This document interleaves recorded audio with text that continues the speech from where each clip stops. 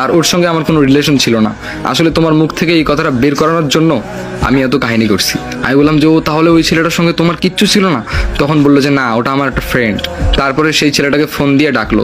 সেই ছেলেটা এসে বললো, আরে ভাই, ও আমাকে সব কিছু বলছে তোমাদের স্টোরিটা, অন্য কোনো কিছু না, যাই হোক মাইন্ড করিও না, আসলে আমি একটু অ্যাক্টিং করছি। আমি বললাম যে আচ্ছা আচ্ছা ঠিক আছে, সমস্যা নেই। তারপরে ছেলেটা চলে গেল। এরপর আমি বললাম যে ও তলে তলে এত কিছু, আসলে আমি একটু সহজ সরল তো, তাই আর কি, মানে এত কিছু বুঝি না।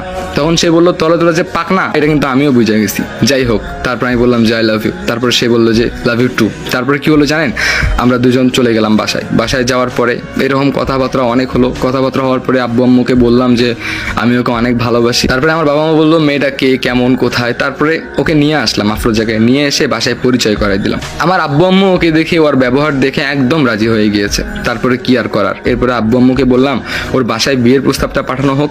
তারপরে যখনই ওর বাসায় বিয়ের প্রস্তাব নিয়ে গেল, ঠিক তখনই ওর বাবা বলল না, আমি আমার মেয়েকে এখনো বিয়ে দিব না, ও পড়াশোনা করবে, আরো অনেক দূর যাবে। কিন্তু আফরোজা মানতেছে না, কারণ আফরোজা বিয়ে করবে। যাই হোক, ওর ফ্যামিলি মানে কোনো কিছুতেই রাজি নয়। আর আমরা একটু মধ্যবিত্ত, আর ওরা বড়লোক, এই জন্যই মানতে রাজি নয়। তারপরে কি আর করার, অনেক জোর দাবি করলাম। এরপরে ওর বাবা তো আমাকে চড়ও দিয়ে দিল একটা।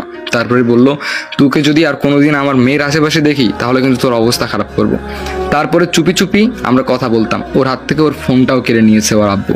আমার বোনকে দিয়ে মাঝে সাঝে স্কুলে পাঠাতাম, চিঠি লিখে লিখে পাঠাতাম। তারপরে আমরা মাঝে মাঝে চুপচুপ করে দেখা করতাম, কোথাও ঘুরতে যেতাম। তো একদিন ওর বাবা দেখে ফেললো, দেখে ওর বিয়ের একটা ব্যবস্থা করলো। যাই হোক, বিয়ের কিন্তু কোনো আয়োজন করে নাই, ছেলে আসবে, মসজিদে গিয়ে বিয়ে পড়াই দিবে ওর, এইরকম একটা প্ল্যান ছিল। তো এর মাঝে আমি খোঁজ নিয়ে নিছি কোন ছেলেটার সাথে বিয়ে দিবে। তারপর সেই ছেলেটার সঙ্গে দেখা করলাম। দেখা করে বললাম যে ভাইয়া, আপনি কি কাউকে কখনো ভালোবাসছেন? তখন সে বলল আপনাকে তো আমি চিনি না, হঠাৎ করে আপনি এই ধরনের প্রশ্ন কেন করতেছেন?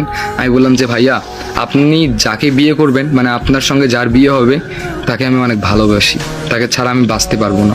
আসলে সেও আমাকে ভালোবাসে, তাকে খুব জোর করে বিয়ে দিচ্ছে। সেই ছেলেটা অনেক ভালো ছিল, বললো যে ভাইয়া সমস্যা নেই।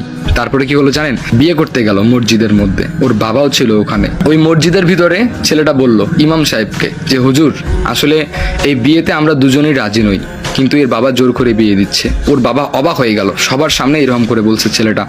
তখন হুজুর মেয়েকে জিজ্ঞেস করছে এটা কি সত্যি? তখন মেয়েটা বলল হ্যাঁ, আমি আতিককে অনেক ভালোবাসি। তারপরে হুজুর বলল না, ওরা যদি বিয়েতে রাজি না থাকে তাহলে তো এটা বিয়ে কখনোই হবে না। যাই হোক, বিয়েটা ভেঙে গেল। এরপরে এলাকার মধ্যে একটা কুসংস্কার সৃষ্টি হয়ে গেল যে মেয়ের বিয়ে ভেঙে গেছে, এরকম একটা অবস্থা।